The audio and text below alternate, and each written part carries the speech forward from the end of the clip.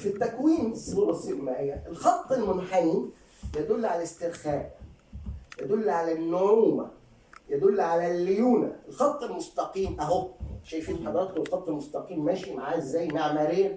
ادي استرخاء وادي الخط المستقيم. ده في كادر واحد.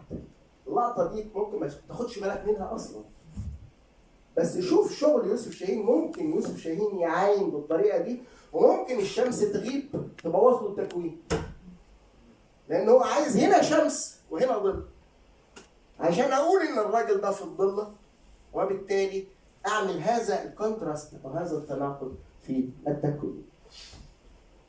ممكن اتكلم على حاجه في التصوير؟ اتفضل حضرتك. اتفضل يا جديد. كمان دراميه فتحه العدسه. كمان. نعم اتفضل يا جديد.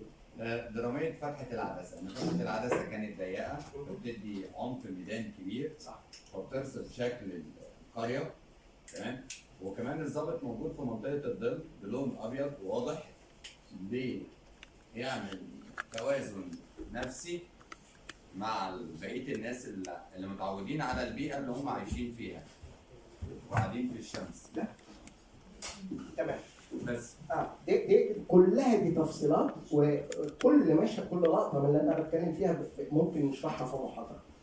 وشكرا يا شريف على ملاحظتك العظيمه.